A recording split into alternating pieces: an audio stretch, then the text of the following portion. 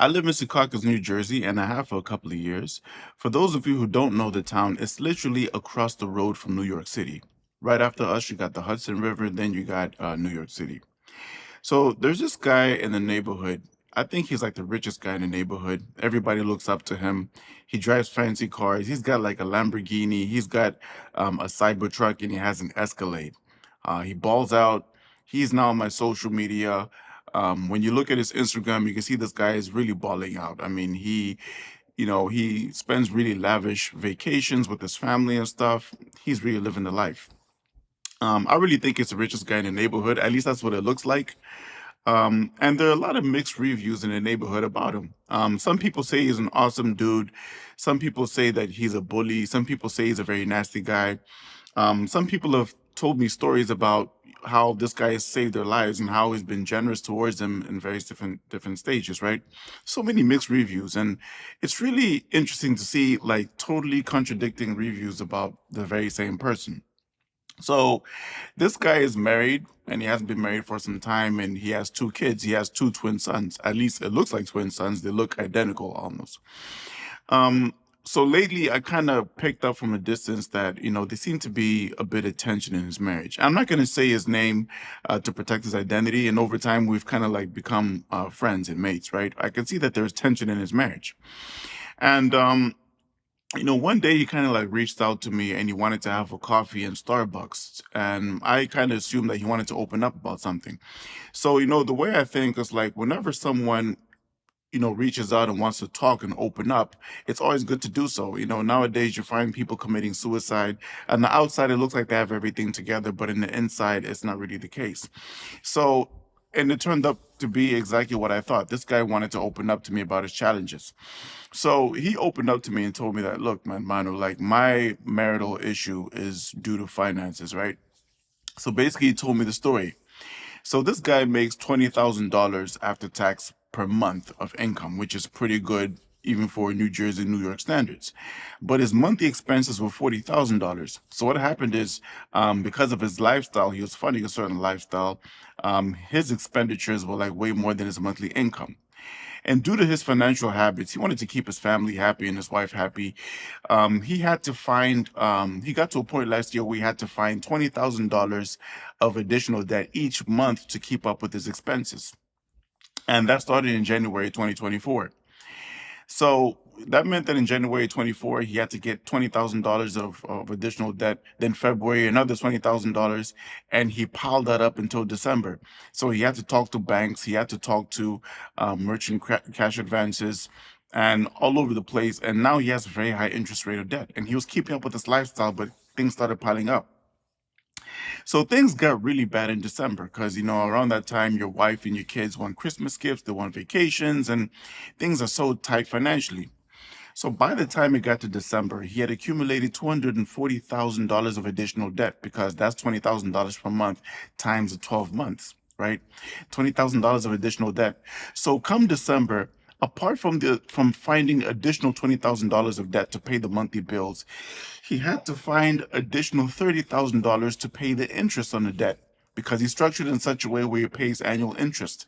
And somehow he negotiated with the bank such that he only pays interest and then there's like a plan to pay back the installments, right? I'm not going to go into details on that. Just sharing this for the sake of the lesson I want to share. So things got so bad, and I had been noticing that one of his sons was really ranting about him a lot in social media, and the other son was kind of chilled. He wasn't. So he told me that his wife was, really bitter about the situation and his sons too. So he decided to eventually have a frank conversation with his family because things had gotten so bad and he really needed to make adjustments in his finances. So he sat his wife and his kids down and told them, listen, guys, we're going to have to make some adjustments in our lifestyle. I'm going to have to cut some vacations. I'm going to have to take the kids out of private school and put you guys in public school because he was paying like $60,000 a year on each kid's private school tuition. He was gonna have to sell his car, as in his Lambo, his Escalade and his Cybertruck, and downgrade to a much simpler car. He was gonna have to cut back on vacations. He wasn't gonna be able to buy Christmas gifts for everybody. They're gonna cut back on the habit of, eating out and eat food at home, back to rice and beans and really downgrade the lifestyle. right? And obviously, when you say something like that and you use a certain lifestyle, not everybody takes it the same way. The wife was kind of bitter about it because she was used to the lifestyle, but she wasn't really paying attention to the actual numbers and the spending.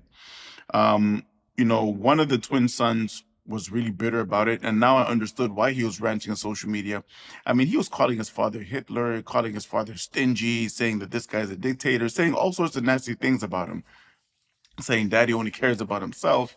He's not buying me stuff and only buying stuff for himself. But the other son, the twin son, kind of understood. He wasn't happy about it because obviously in the short term there's going to be pain, but he was smart enough to understand the long term. After daddy makes these adjustments, the family's financial situation is going to be better. Ladies and gentlemen, this neighbor of mine that I'm talking about is the United States of America. That's how bad and how bankrupt the United States of America basically is. The wife that I'm talking about is Congress. Focusing on the spending, but not seeing eye to eye in the numbers and the sustainability of it. The son who was ranting on social media is the Democratic left media. And the son who wasn't very happy but understood what the long-term implication was and didn't rant on social media, that was the right-wing Republican media. I just used the story of this fictitious neighbor of mine to describe how bad the financial situation of the United States is. Let me break it down to you. The nominal GDP of the United States is $27.3 trillion. The federal debt, the public debt, is $36.2 trillion. So debt to GDP is plus minus 122%, which is quite critical. So the annual revenue of the federal government is $4.92 trillion, while the spending is $6.75 trillion, which leaves the government at a deficit of $1.83 trillion, right? Now, that means on an annual basis, the government needs to make payments on the interest because a lot of this debt, is paid towards bondholders. So the interest that's paid per annum as of fiscal year 2024, according to the Congressional Budget Office, CBO, is $952 billion of interest. Now, if you look at the fiscal situation of the country objectively, this economy does not generate enough revenue to pay its debt or to pay its interest. So the only reason why the dollar hasn't completely broken and collapsed is because it's the world reserve currency, in spite of all the printing. So basically, a lot of the excess printed dollar is used to pay for these expenses, and the surplus of it is dumped into the world. It's dumped in the form of, lending, via a lot of government agencies that I'm not going to mention names of, is dumped via foreign aid that we see. And in a situation where, let's say, the BRICS countries destroyed demand for the dollar outside the United States, right? And